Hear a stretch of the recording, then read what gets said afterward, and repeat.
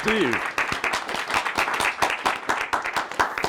Thank you so much for that very kind introduction, and thank you all for being here. I'm glad that we are a small and intimate group, because whenever I do talks like these, and I actually don't like to do them very often, I always start with kind of a disclaimer. I am not a scholar nor an academic. I am really a recovering magazine editor. And while I sort of have been in the academy for many years, I have never mastered the performative aspects of the job. I am a terrible lecturer, as the countless students who've had to endure my lectures can tell you. So when I do these sorts of presentations, I actually beg the indulgence of the audience and say, we're going to try to make this as interactive as possible. This is going to be, consider this a graduate seminar on journalism in the 21st century. So I want to pose some questions and get you talking, have a back and forth, and I think that will make this a far less painful experience for me, and perhaps a better experience for you.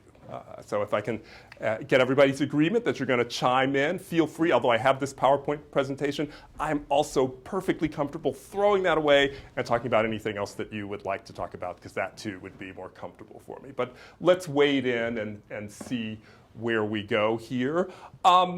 When I tell people that I teach journalism, or that I'm the dean of a journalism school, I generally get a reaction that is somewhere between bemusement and bewilderment and pity, because people have no idea. They sort of pretend, they seem to think that I'm teaching students to build stagecoaches. Why are you teaching them to do this thing that is no longer relevant, or that is on the verge of dying? And I get why people are so convinced that journalism is dying, because the headlines tell us this every day. Journalism jobs are terrible. We've lost 2,000 American newspapers in the past 15 years. Just last week, the second largest newspaper company in the country filed for bankruptcy and is also tottering on the brink of collapse. In addition, we have no trust in media. The general public kind of places journalists somewhere down there with lawyers and snake oil salesmen. So by and large, the news about journalism and the way we think about journalism and journalists is sort of doom and gloom and dire. And people say to me all the time, journalism is dying. But I think to say journalism is dying means that you have a fundamental misunderstanding of what journalism is. So I'd like to start just by posing a question and asking you, what do you think when someone says journalism? How would you define journalism if you were asked to? Is it, as Potter Stewart, the Supreme Court Justice, once said about pornography, I don't know what it is, but I know it when I see it? Is that sort of the way you think about journalism? Or again, can you actually define it? What would you say? Anybody? What's journalism? What resonates? What do you think when you hear journalism? Come on, you can do it. Yes, sir. I think there's an element of it's nonfiction writing. Okay. It's usually shorter, and there's usually some sort of time relevance to it. Okay, I think it's pretty good. Yeah. Anyone else? For a definition? Yes, sir. Sort of this attempt to distinguish between reporting and commenting. A distinction between reporting and commenting, that's pretty interesting. Can a commentator also offer information that is journalistic? Explicit what is. So you should make it clear. It should be clear that this is commentary and not that it is editorialized writing, but it is not he's not being the honest broker. He or she is not being the honest broker in the middle of the room reporting, quote, objectively. Yes? I have to make a point on Stefan. I think in Anglo-Saxon tradition, because I'm from Italy, and in Italy there is no distinction between reporter and commentator. Commentator, yeah. Commentator. So that's something that I really hate, but it's like this. So Yes. I think it's different tradition. Interestingly enough, I think if you were to ask, and we'll talk about this a bit later, if you were to ask most Americans, sort of regular consumers of news, they too make no distinction between commentary and reporting. They are very confused about the two, and that's part of the difficulty that we are having today. Anyone else want to posit something? Anyone? Yes? It's when you tell a complex story in a clear, concise manner. I like that. That's pretty good. I like a complex story in a clear, concise manner. I don't think they all have to be complex, but yeah, telling stories in a clear, concise manner, I think that's pretty good. So my definition of journalism, this is what I tell my freshmen in our entry-level reporting class, and it's the distribution of factual information that chronicles or comments on. So I actually think you can have commentary that's part of journalism on our lifetimes, trends, and habits. I think that's the mission of journalism, right? It is to hold a mirror up to society, help us see ourselves, help us understand the events that have taken place, but also, as I've said in many pieces that I've written, especially the piece I wrote for the about the Daily Northwestern episode, holding up a first draft of history so that later on scholars can dissect the way that event was perceived by individuals who experienced it at the time. And so if that is your definition of journalism, for me, it includes not only things that we absolutely recognize as the legacy media, the New York Times, the Washington Post, Time Magazine. It also includes lots of new media like BuzzFeed and Slate. It includes, very heavily opinionated and political publications like Breitbart News and the Drudge Report. Is The View the morning television show where a group of women sit around talking about everything from makeup to events of the day, is that journalism? Hands for yes. Here, I'll make it easy on you. Hands for yes. No. We have some not so sure. Hands for no. Okay. All right. Steve, may I ask you why do you say no? Well, I do hesitate. I don't want to be accused of being sexist. I ascribe to journalism a greater degree of background research and reporting than one often sees on spur-of-the-moment television commentary shows. Okay, that is absolutely fair. Any other no's? Where are the other no's here? No, no one else? No, you don't want to be put on the spot. Who says yes? Who says it is? Oh, yes, you say no. I call it journalism, but I would not call it reporting. That's fair. I think that's a very sophisticated distinction. I think you are absolutely right in that. Yeah, I would agree with that. Anyone else for yes? Television is first and foremost entertainment. It is entertainment. There is no question about it. Its primary purpose is to entertain. But do you know that The View is now the must-go-to spot for any politician running for a national or high-profile office now? It gets more views and has more traction in political debate than the New York Times in some instances because of the discussion that happens at that moment when those politicians are there. And there's information, factual information that is transmitted in that discussion. And I say at that moment, that is where entertainment and journalism intersect. I would not call The View a news program, but I think there is a moment in The View in which journalism happens in some way, shape, or form, like it or not. I'm not happy about it, but it does happen. And so I do think there is a moment in time in that show where that happens. What about Last Week Tonight with John Oliver? Yes. My favorite quote about this was a Columbia Journalism Review story about it. It said John Oliver is not a journalist, he's a comedian, but he's a comedian who commits acts of journalism. He absolutely does. I totally agree. I think the reports that John Oliver's show does, and you talk about wonderfully researched journalism, it is as good as you will find. It is investigative journalism of the highest quality that you will find in the New York Times, Mother Jones. It's very left-leaning, so Mother Jones or The Atlantic. It is absolutely phenomenal work. So I agree with that. The quote I did read that piece from the Columbia Journalism Review. He is not a journalist. He does not profess to be a journalist, but that show is actually doing some fairly good journalistic work. So all sorts of people, I actually, though people have this doom and gloom sense of journalism right now, I actually am very excited about journalism in the 21st century. The barriers have been lowered to entry, have been lowered by the digital revolution. We'll talk about the good and bad of that in a minute. All sorts of people are producing content, some of it good, some of it terrible, but it is out there. They say that, Google says that 90% of the data produced by humankind was created in the past 2 years.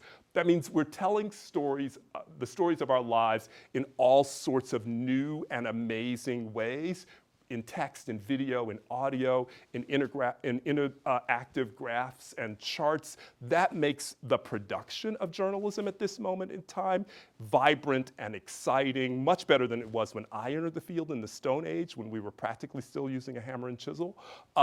We now tell stories in a much more dynamic way, and that is great, and that makes me excited for my students and the way they will practice journalism, which is so much different than the way I practice journalism. That is not to say or to suggest that everyone who produces content is a journalist. So I'm very clear. Yes? The 90% in the 2 years. So would it mean that you would take all the books Yes. as it's scanned, all the- as yeah, scanned by absolutely. Google Books and okay. Yes, that's right. It is all of the content. Again, we have so many ways, and it is so easy to produce content now that, yes, it includes all of that. In addition, that's also including tweets and Facebook posts and all sorts of other stuff. There's a lot of stuff that gets folded into that 90% figure. Yes. Digital age is measured by what a Google Book equivalent of a book would be, or Oh, good question. you know what I mean? Yes, I do know what you mean. Yes, I suppose that is true. I think that would be pre-Google age. Yes. Yeah. Yes. I say, yes, that is not to say that everyone who produces content is a journalist, right? Again, there is journalism that is practiced on Trevor Noah's Daily Show. I would never call Trevor Noah a journalist. I would not call John Oliver a journalist. I don't call Rush Limbaugh a journalist. Again, there may be some journalism that happens within their shows. I think, and this is very self-serving of me to say, but I think journalists operate with a set of standards and practices that people who are in the entertainment business are not necessarily bound to or subscribe to. And so I hold the title of journalist a little more sacred than I hold journalism per se. But again, I still think it is exciting that these people also are doing something that is sometimes akin to journalism. So what's the problem here? Why are we so upset about what's happening in journalism today? As I said before, it's because the news is bad. We are losing newspapers, in particular local newspapers, at an incredibly accelerated pace. Right now, about 225 counties in the US have no daily newspaper. That means there is no one, we talk about journalism being the chronicling of our lives and times. That means no one is essentially chronicling the life and times of the people in those areas. More than 1,500 counties have only a weekly paper. That means lots of news is going uncovered in these areas. This is all work that's done by Penelope Abernathy, who does research on local news deserts. She's at just up the road at UNC Hussman School of Journalism, and she's chronicling the accelerated decline of local news. So what do we lose when we lose? Yes. Counties not having a newspaper, do you mean not in general or just not one in print? Yeah, that's a really good question.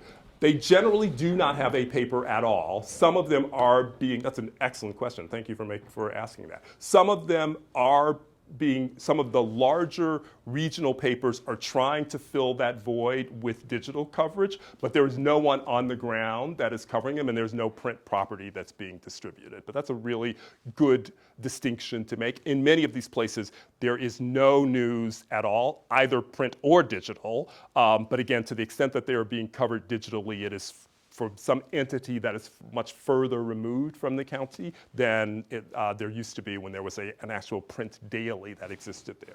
Yes? Yeah, thanks. So has it disappeared with time, or there has never been? No, they have disappeared. They okay. are folding. Those newspapers are going out of business. And again, that is they are going out of business at a rapid pace. Many of them are changing their frequencies to 3 times a week and trying to publish sometimes in digitally only in between those gaps, but many of them are just simply going out of business altogether. What do we lose when we lose local media, a local newspaper? Well, we lose the watchdog function that the media plays first and foremost, and that's incredibly important. You know, in Chicago is losing its 2 dailies. Its 2 dailies are really, really struggling, the Sun-Times and the Chicago Tribune, for a period in time, and they've both shed jobs precipitously over the past couple of years. For a period of time, there was no education reporter in Chicago, and we had a school superintendent who forged this sweetheart deal with her, $23 million sweetheart deal with her former employers, from which she took a $2.3 million kickback. That was only uncovered because a small nonprofit entity, which is dedicated to covering schools, a reporter there sort of noticed this line item on the agenda, was curious about it, and made an inquiry about it, and that sort of unraveled this whole scheme. Had that reporter not been there, had we not had this one, again, nonprofit, small, 4-person staff publication covering schools, no one would be there to sort of shine a light on that malfeasance. And that's what we're losing. We're losing sort of the day-to-day coverage of local news, the ins and outs of local government. I don't think we've done a good job of communicating to the public how important that is. We'll talk about that in a second. But it does hurt the democracy that we are losing that watchdog function. We're also losing the ability to see the full breadth of our communities. Local newspapers, you know, it may seem silly that they're covering the Little League and the Girl Scouts and the human interest stories of the community, but it's really important that a community be able to see those things that are happening as well. We are constantly losing that. And in the absence of local media, we are burrowing into media echo chambers that create greater balkanization. Again, we'll talk about this a bit more as well, that fail to challenge our assumptions and beliefs. So we talk to our friends, we talk to people who think exactly like we do, who believe exactly what we believe. We are not getting a greater breadth of opinion, and that's incredibly harmful. We also become more susceptible to fake news when we do that. How did we get here? We got here because of the digital revolution. There were signs of fissures in newspapers and the newspaper business for a very long time. The digital revolution simply exacerbated and accelerated problems that were very apparent for a long time. The reality is newspapers have been losing readership for more than 30 years. There's been a steady decline in the number of people who were taking newspapers in the US, but the newspapers didn't really respond to that because they were still incredibly profitable. Even, in the 90s, where you could, you see the slope, most newspapers were still reporting 20% profit margins, and things were really good. And they were like, hey, there's no need for us to worry. Things are always going to be great. They could have very early, I get asked all the time, why newspapers didn't just go digital immediately and get rid of print. If print was this losing proposition, why didn't they do what the record industry did? Those of you who are old enough may remember when vinyl was king. And overnight, the recording industry said, we're not doing vinyl anymore. We're going to go to CDs. And vinyl records were swept off the shelves. I mean, it really was like someone flipped a switch and there was no more vinyl. We were all CD people. Now, this business model is also broken right now. But people wonder, why didn't newspapers do that as well? Why were they so committed to print? Well, they were committed to this fundamentally broken business model that we have in media, and they were just incredibly resistant to letting go of that, which begs the question, what's the media business model? What do we sell in the media business? Anyone? Thoughts? So we sell newspapers, right? Or we sell magazines. Yes? No? Information? You would think that. You would think we sell information. No, we actually don't sell information in the media. For the most part, we don't really sell information in the media business. Yes? I mean, the profit margins were coming from advertising. Yes. So what were we selling? We were selling things that would get people to read advertising. No, we were still giving those things away. We weren't selling the things. I mean, people pay a nominal price in subscriptions, but that's not what we were selling. Yes. Page space. What? Page space. Space to a certain extent, but space represented what? Access, exactly. We were selling access to audiences. That's what we were selling eyeballs. We have I call it the exposure business model in media, right? It's based on this three-legged stool concept. And the three-legged stool concept says, I, Jane, publisher, have this editorial content. And that content is so wonderful that I get these people to come to me to read and absorb this content. And you, Joe advertiser, also want to reach these people. So for a premium, if you pay me a lot of money, I will give this content to these people or give it to them at a very, very cheap price. We pay virtually nothing in the United States compared to the cost of production. I mean, journalism is the one business model where we produce the thing really expensively and then try to give it away so that we can get enough of these people to attract these people who are going to pay the heavy, heavy price for it, right? Again, not the way the sneaker business works. The sneaker business produces the thing really, really cheaply and then sells it for 10 times what it costs to produce it. That is not the way we have built journalism, and this has worked for us for a very, very long time. My 5-minute history, bear with me, of American media, right? So early American media, highly partisan, designed for an elite. People talk about how partisan current media is. Nothing was more partisan than early American media.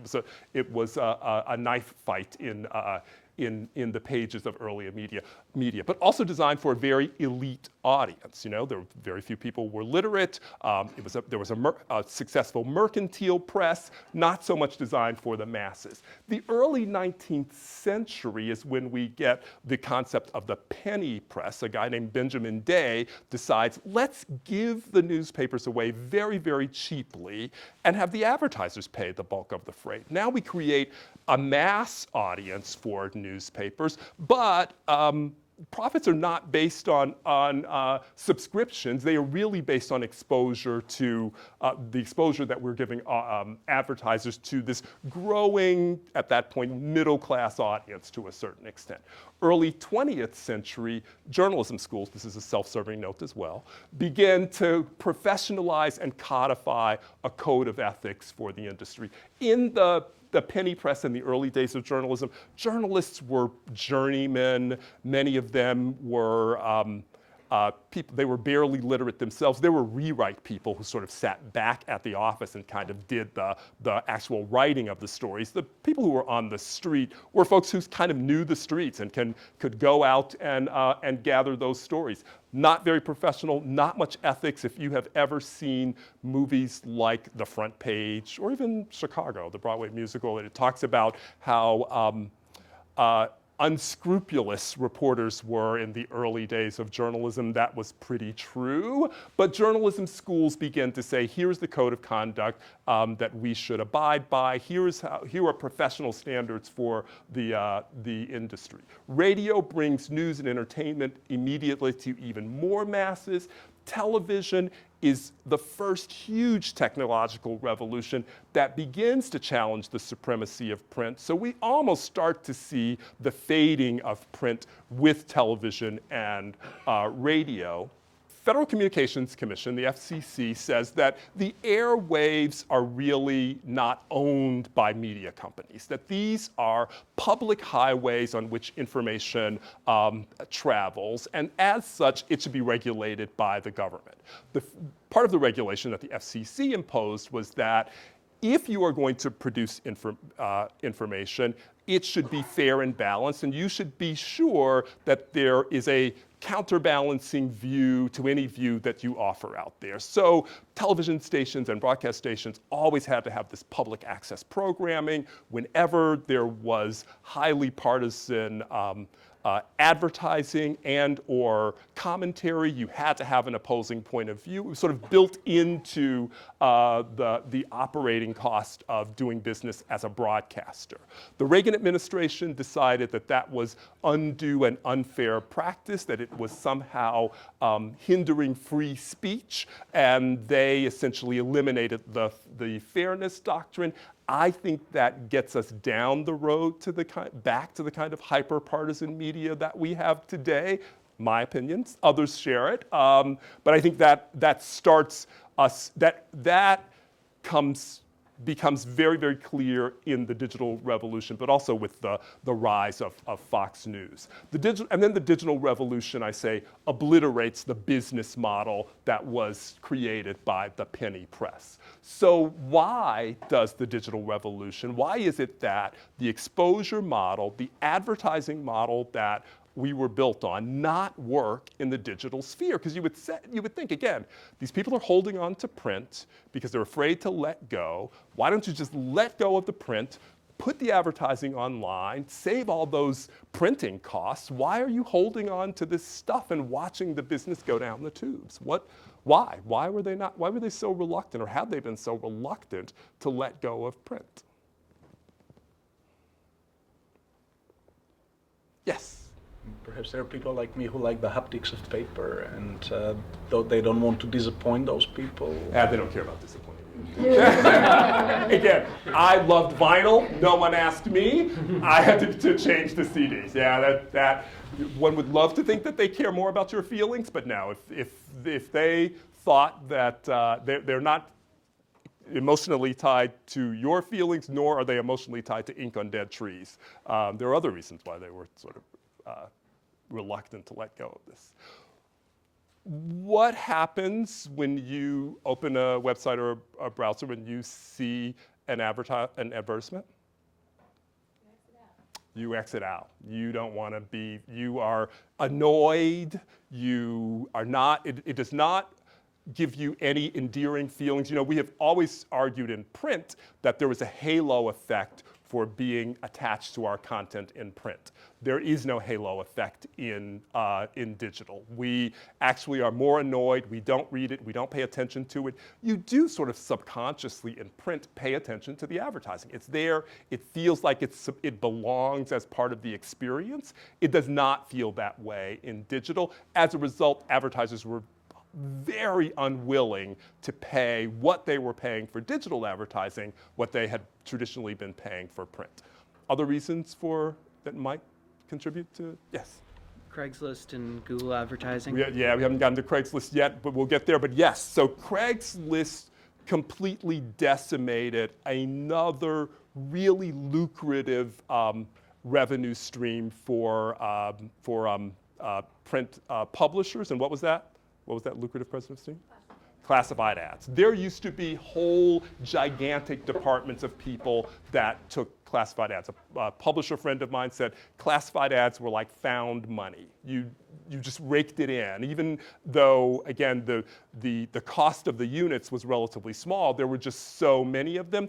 Craigslist completely obliterated that. Yes. And why Google Ads? Google Ads is a really good point. It's different than Craigslist, but it also was a reason for people not paying for print advertising. The level, or it dropped the cost of advertising while increasing the exposure dramatically. Not only did it increase the exposure, but what do you get as an advertiser, as a marketer? What do I get with my Google ad? Yeah. Not just the ability to click. What information do I get? Anyone? What the audience wants. Pardon? What the audience wants. You get what the audience wants. So one thing Google gives you is search, right? We know when you are searching for a car and you're one of the top, you occupy one of the top spots in Google Ads, I know that you are a motivated consumer. Unlike placing my car ad in Esquire magazine or in the newspaper, you may or may not be a motivated consumer. I know that you are motivated. But what else do I get with Google Ads? So I was saying, like, who's clicking. You get search, but who's clicking? That's a different thought, though. What about who's clicking? You can kind of collect data on the demographics of a lot of data, right? I know how long you stayed with my ad. I know where you went after you looked at my ad. I can probably trace you all the way down to purchase. So the ROI on digital advertising is so much greater, and I don't have to worry about being in somebody else's vehicle to get that. You are coming to me. You're not coming to this other thing to read something else to get my advertising. So those are, again, reasons some of the reasons the exposure model isn't working, right? Advertisers don't need a vehicle. Digital advertising provides much more useful data about consumers, and changing consumer patterns hasten the demise of other businesses on which publishers were dependent. That gets us to Wednesdays and Sundays used to be the biggest days for buying newspapers in this country. Why? Coupons, yeah, coupons were huge, right? My dad was an inveterate coupon clipper. He just got them all the time, right? Coupons were very, very big. They were the fattest papers. Again, another form of found money for so many publishers. But big box stores, Amazon, Craigslist, kind of did away with coupons and did away with, your Sunday paper. Your Wednesday paper is virtually nothing. Even your Sunday paper now is not the fat coupon-laden vehicle that it used to be. And then I say legacy media was complicit in its own demise. People always come to me, my board of advisors and trustees, and they opine for the days when we had Walter Cronkite as this sort of soothing baritone delivering the news, and they talk about how objective he was, and they talk about Woodward and Bernstein. Oh no, that's Hoffman and Redford. Woodward and Bernstein, but this is who they really think of when they think of Woodward and Bernstein, and the Watergate saga. There's this really romanticized notion of the good old days of media. But the reality is the good old days were not all that great, right? Our newsrooms have never been as diverse as they should be. We have always presented a elitist view of many communities. While it's true that journalists are less religious, less patriotic, more educated than the general public, our newsrooms are not necessarily bastions of progressive thought. So people talk about, the sort of left-leaning press, and again, it is true that it is that. But if you talk to progressives, they are not going to tell you that the press is all that progressive, that it actually is fairly conservative and is part of maintaining the status quo. Coursing through time, there's been this general discontent with media on both the left and the right, and we are not transparent about our processes. I said journalism schools develop this code of ethics and this code of conduct.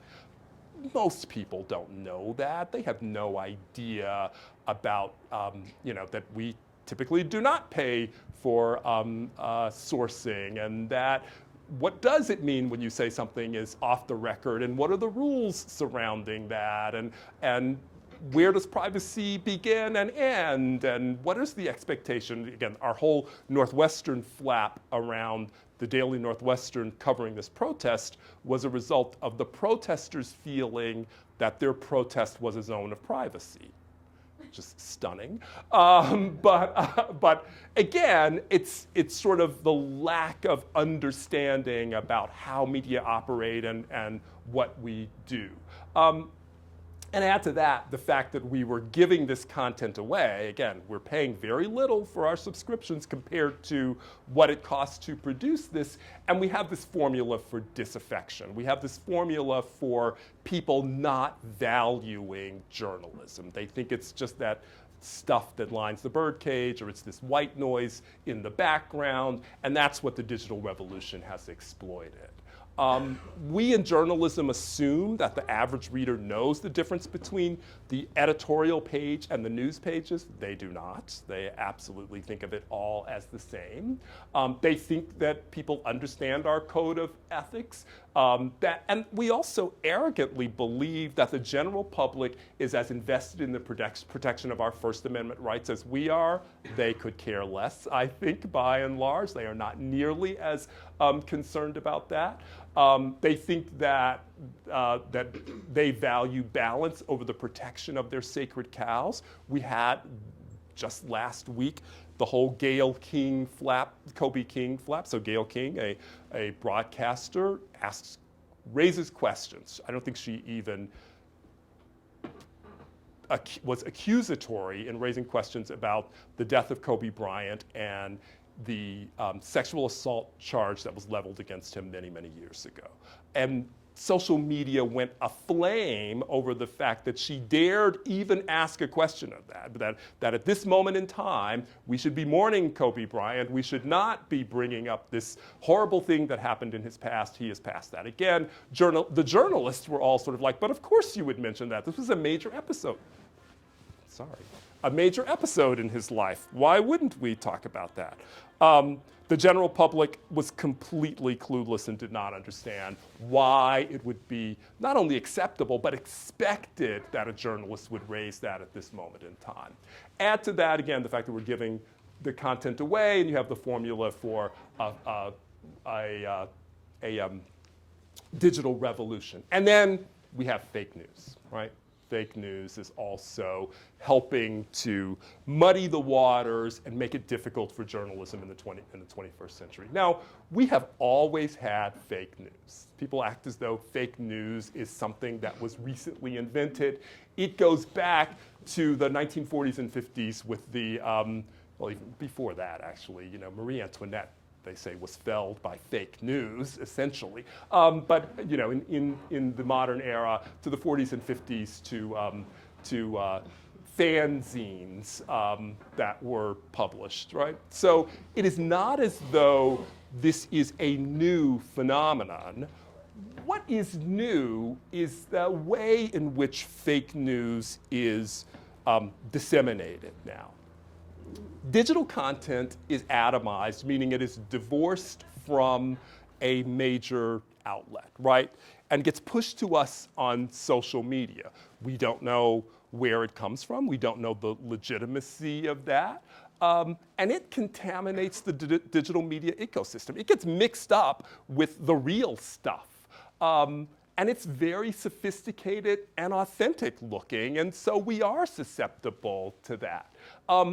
Algorithms are targeting us with messages based on our biases and our traffic patterns, and that, again, enable us to burrow into what Carol Cadwalader called the circular knowledge economy, right? We are just looking in places that are confirming our biases. And so, again, this fake news, it looks real, it comes to us out of nowhere. Of course, we absorb it and begin to think that it's real.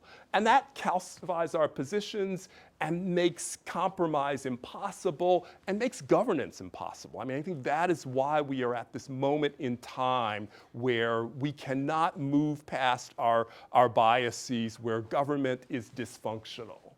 And then digital media actually thrives on that. Conflict, crisis, chaos equal clicks, right? And clicks are really important in digital media. It is the one thing that publishers can charge advertisers for it, right? Advertisers will pay by the click. They will pay by the number of people you can get, because that is another form of exposure. Now, they're not paying as much for clicks as they, again, would pay for a page in a magazine. You know, we talk about the cost of an ad in terms of cost per 1,000 readers or viewers or audience members.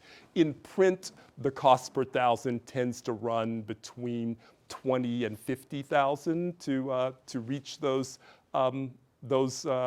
audience members or consumers. In digital, advertisers are paying a penny per click. Again, it doesn't add up. It makes it very, very difficult. It's not a sustainable business model for us. But we know that if we can gen up more conflict and crisis and chaos, it will indeed heighten the number of clicks that we get.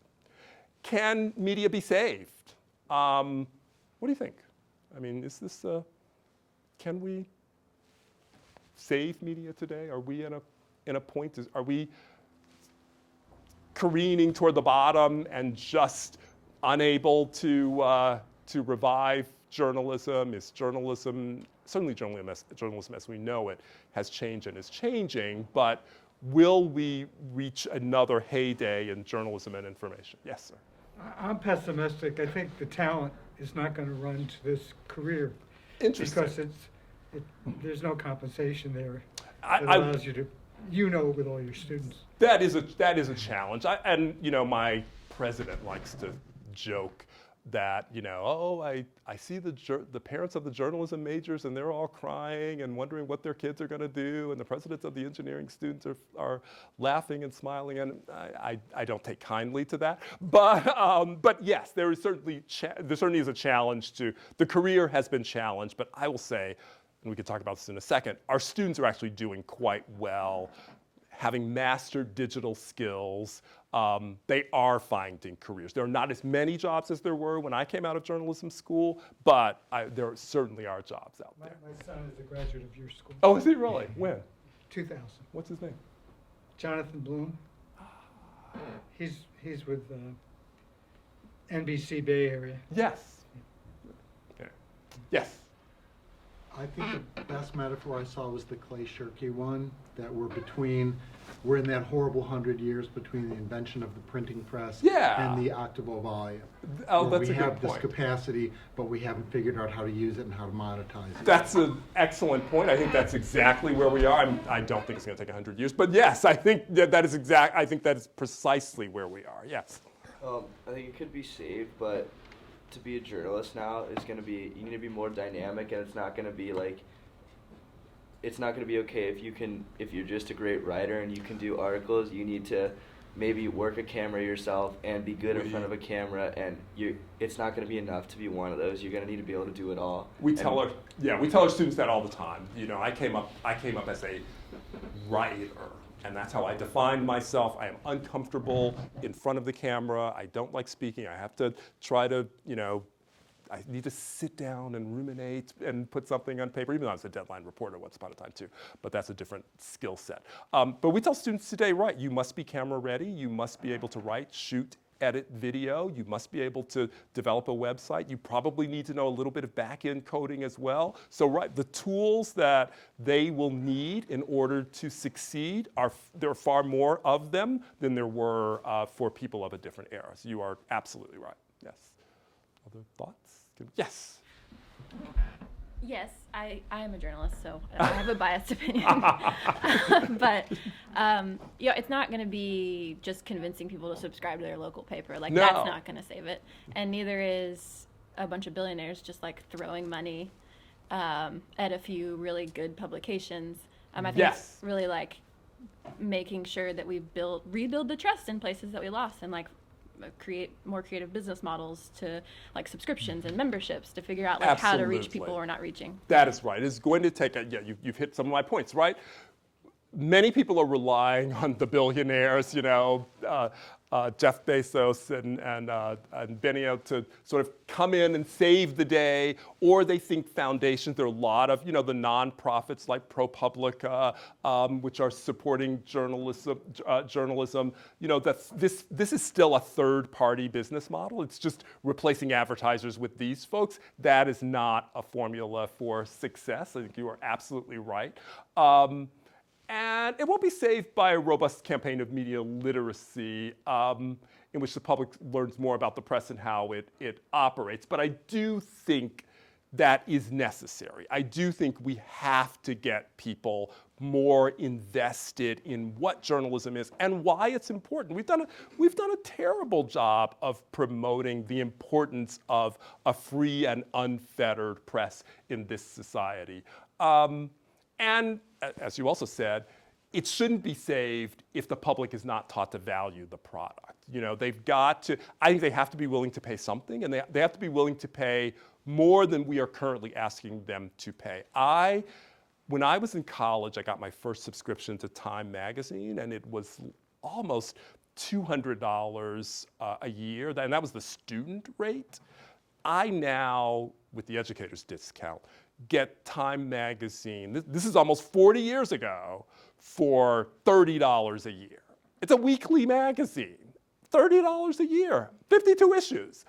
It's ridiculous that we keep, trying to see how cheaply we can get the product, and how do you expect people to value that if you're going to continue to slash prices, if you're having a bargain sale every week. Now, I understand, and many of my journalism friends say, but we want to make sure that media is accessible and available to everyone. We don't want to go back to, again, the founding fathers' time when journalism was only available to the elite, when only the elite could afford it. I absolutely agree with that, but I don't think the way, I also say, I see a lot of people in $100 Nikes who are in communities where I know that's a hard buy, and so somebody's saving up to get those Nikes. We need some people to save up a little bit more to also pay for journalism, or we need to find other ways to make it available to them. But we don't do that by constantly slashing the prices and saying,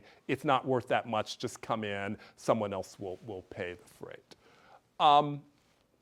Again, but I think there are many reasons to be excited about contemporary journalism. I think the lower cost of production means that there aren't as many gatekeepers, so the barrier to entry is a little lower. Again, that's good and bad. It means there are a lot of people out there who are producing content that is terrible, that is not fact-checked, that is not quality journalism. I think media literacy will help people discern that better, but I actually like the idea that now I don't have these gatekeepers keeping me out and keeping people from being able to write about their communities in an authentic voice, and that's a good thing. I like that there are more outlets, digital outlets, that are seeking new voices, inviting them in, and we aren't sort of so reliant on just legacy media to tell our stories. And I think there are more interesting ways to gather information and tell stories. As I said, we tell stories in far more dynamic ways than we ever did 20, 10, 20, 30 years ago. So Medill is going to turn 100 next year. We were founded in February of 1921. This is our centennial class. And I look forward to seeing what these kids, I think, not all of them are going to be journalists. There are about 183 of them in the class. We suspect maybe about 30% of them will become journalists. And I think they are going to be entering a really dynamic, those who choose to do this are going to be entering a really dynamic and exciting field. And I'm excited to see, I hope I live long enough to see what it is they produce. Thank you very much.